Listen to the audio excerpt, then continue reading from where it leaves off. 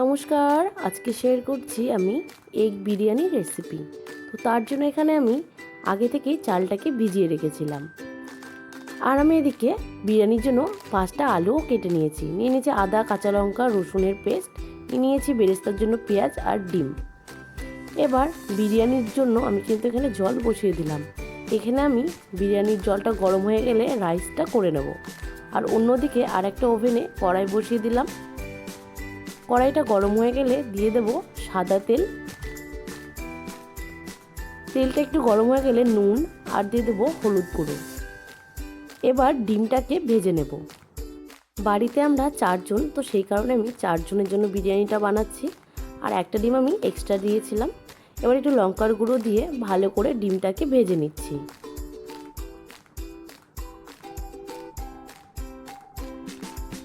তো ডিমটা আমার ভাজা হয়ে গেছে, এবার আমি তুলে নিচ্ছি।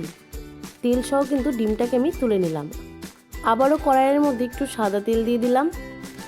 এবার পেঁয়াজটাকে দিয়ে দিলাম আর দিয়ে দিচ্ছি সর্ষের তেল দিয়ে এবার ভালো করে পেঁয়াজের বেরেস্তা করে নেব। তো পেঁয়াজটা ভালোভাবে ভাজা হোক, ততক্ষণ আমি জলটা দেখি গরম হয়েছে কিনা। তো দেখলাম জলটা কিন্তু গরম হয়ে গেছে। এবার আমি দিয়ে দিলাম তেজপাতা, দারচিনি, লবঙ্গ, সাদা এলাচ, তারপর কালো এলাচ বা বড় এলাচ যেটা বলে, তো সেগুলো দিয়ে দিয়েছি। দিয়ে দিলাম পরিমাণ মতো নুন। এবার দিয়ে দিচ্ছি আগে থেকে ভিজিয়ে রাখা চাল। বিরিয়ানির জন্য আমি কিন্তু এখানে ইন্ডিয়া গেটের বাসমতি রাইসটা ইউজ করেছি। তো চালটা এদিকে সেদ্ধ হয়ে যাক 60%, আমি ততক্ষণ বেরেস্তাটা ভেজে নিই। তো বেরেস্তাটা আমার প্রায় ভাজা হয়ে গেছে। এবার আমি বেরেস্তার মধ্যে দিয়ে দেব পরিমাণ মতো জল। দিয়ে দেব বিরিয়ানির জন্য কেটে রাখা আলুগুলো। দিয়ে দেব হলুদ গুঁড়ো, কাশ্মীরি লঙ্কার গুঁড়ো, পরিমাণ মতো নুন দিয়ে ভালো করে আমি আলুটাকে সেদ্ধ করে নেব।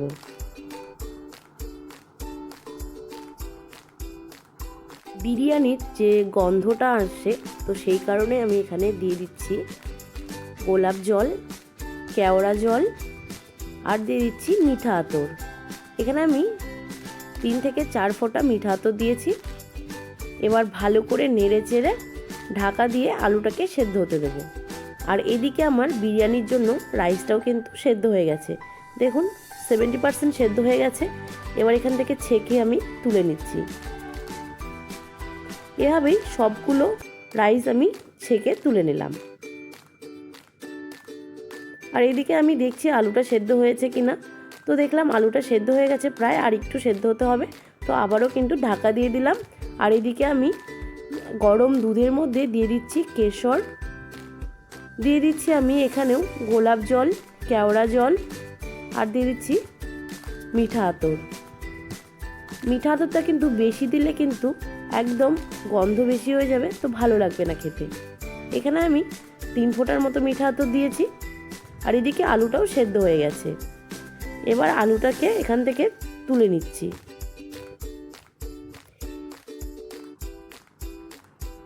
এবার এখানে আমি অ্যাড করব আদা, কাঁচা লঙ্কা, রসুনের যে পেস্টটা, দিয়ে দেব কাশ্মীরি লঙ্কার গুঁড়ো, দিয়ে দেব এখানে বিরিয়ানি মশলা। এবার ভালো করে মশলাটাকে আমি কষিয়ে নেব।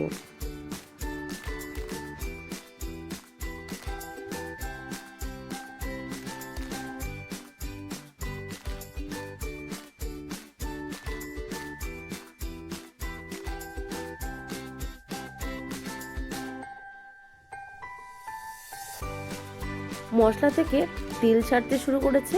তো আমি এখানে দিয়ে দিলাম কয়েকটা চেরা কাঁচা লঙ্কা, দিয়ে দেব জল ঝরিয়ে রাখা টক দই, দিয়ে ভালো করে মশলাটাকে আবারও কষিয়ে নিচ্ছি।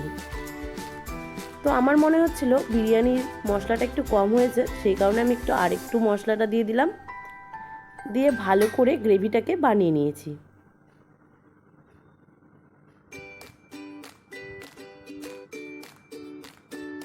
তো এদিকে আমার গ্রেভিটা রেডি হয়ে গেছে। এবার গ্যাসটাকে বন্ধ করে দেব।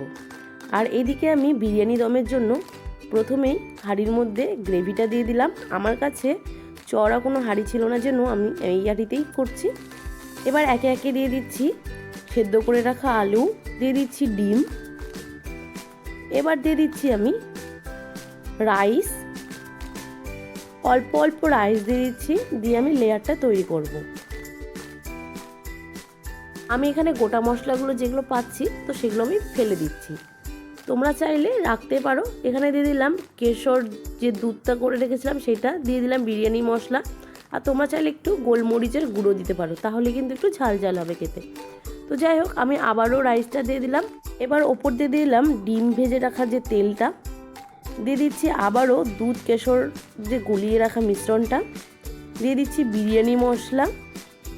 তোমরা চাইলে আবারও একটু গোলমরিচের গুঁড়ো দিতে পারো, আমি গোলমরিচের গুঁড়ো দিইনি। তো এখানে আমি অল্প একটু ঘি দিলাম, ঘিটা আমার কাছে একটু কম ছিল, তোমরা একটু বেশি করে ঘি দিও। এবার আমি একটা ফ্রাই প্যান বসিয়ে দিলাম, আর তারপরে কিন্তু হাঁড়িটাকে বসিয়ে এই ফয়েল দিয়ে ভালো করে সিল করে দিচ্ছি।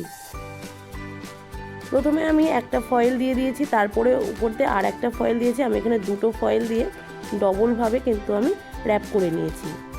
আর এভাবে এবার প্রথমে 10 মিনিট হাই হিটে, আর তারপর 20 মিনিট আমি লো হিটে আমি কিন্তু বিরিয়ানিটা দম দিয়ে নিয়েছি। ব্যাস এইভাবে যদি তোমরা বিরিয়ানি বাড়িতেই বানাও তাহলে কিন্তু দোকানের মতো টেস্ট পাবে। এবার 30 মিনিট পর আমি কিন্তু ফয়েলটা খুলে নিচ্ছি। তো বিরিয়ানি কিন্তু আমার ভালোভাবে দম হয়ে গেছে, তো ভালোই সেন্ট বেরিয়েছে। এবার আমি বিরিয়ানিটাকে কাটবো, তার আগে কিন্তু ওপর দিয়ে দিয়ে দেবো আমি কিন্তু ঘি। সেদিন আমার কাছে ঘি কম ছিল জন্য আমি একটু ঘিটা কম করে দিয়েছি, তোমরা আর একটু দেবে, আমার মতো একটু দিলে কিন্তু হবে না, একটু বেশি দিতে হবে ঘিটা দিলে স্বাদটা আরও ভালো হয়। তো এবার আমি বিরিয়ানিটাকে কাটবো। দেখুন একদম ঝরঝরে হয়েছে বিরিয়ানিটা। এবার একটা প্লেটে তুলে নিচ্ছি। আমার হাঁড়িটা যেহেতু খারাপ, তো সেই কারণে কিন্তু বিরিয়ানিটা কাটতে একটু অসুবিধে হচ্ছে। তোমাদের কাছে যদি চওড়া টাইপের হাঁড়ি থাকে তাহলে তো কোনো অসুবিধা হবে না। তো যাই হোক, দেখুন বিরিয়ানিটা, দেখুন কালারটা দেখে আশা করি বুঝতে পারছেন কতটা সুন্দর হয়েছে, আর বিরিয়ানিটা কিন্তু একদম ঝরঝরে হয়েছে।